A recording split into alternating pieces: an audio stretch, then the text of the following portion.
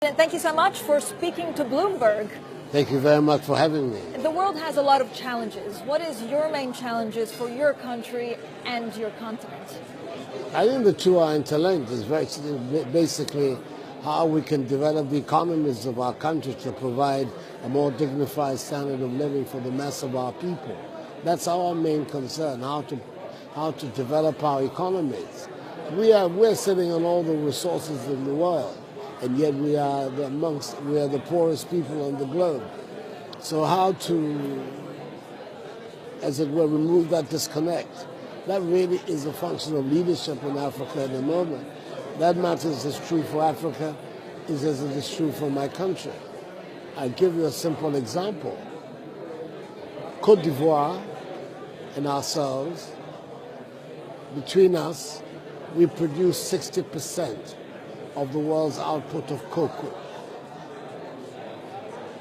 2015, the returns to us, 2 billion to Ghana, 3.75 billion to Côte d'Ivoire, 5.75 billion amongst us. The global chocolate market is of 100 billion plus.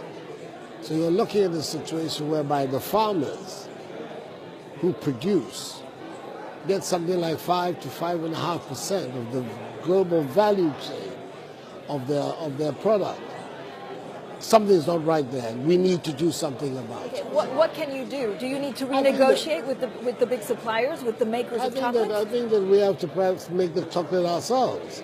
We have to find a way of being able to connect the raw material to the finished product, because that is where the value is. And so far, we've been either out of negligence on our part or the difficulties of mobilizing the finance and the technology. We've not been able to do it.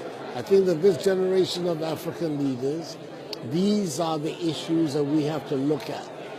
We have a globalized trading system that frowns on protectionism, and quite rightly, I think that all of us are in agreement that as a general principle, free trade benefits everybody in it.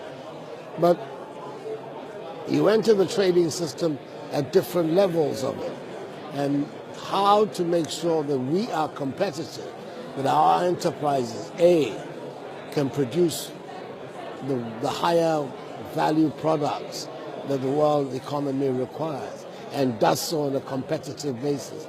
These are the challenges before us on the continent and in my country today, and they are the challenges that are exercising my mind the most.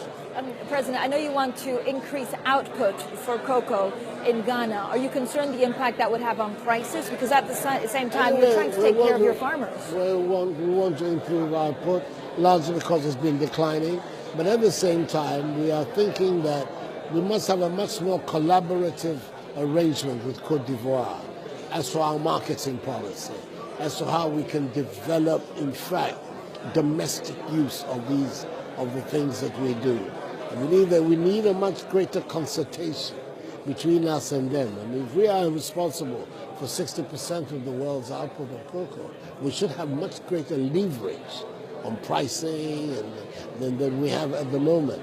So we're in active discussions. Fortunately for me, at this period in Ghanaian history, when I'm the leader of Ghana, we have a man on the other side in Côte d'Ivoire who is equally sensitive to these issues. So we began to talk in a great deal to find a way.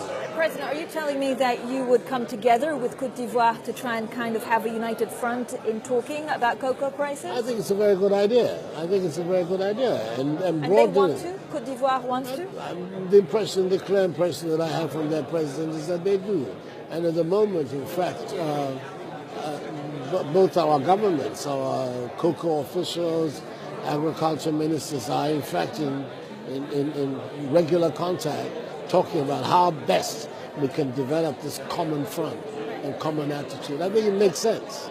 Could it also be in decreasing output, actually, of cocoa prices, well, limiting? These are all the matters that I think that if we sit around the table together, we look at, we will be able then to take the more intelligent decisions for both of us in the long run.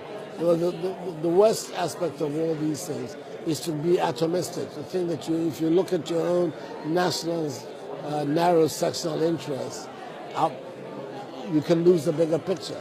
And it is that bigger picture that we want to have before us all the time, so that we can make the decisions that will benefit our farmers and benefit our economy. President, when do you think you'll have a decision on this by, on cocoa? I don't know. We're talking. Okay.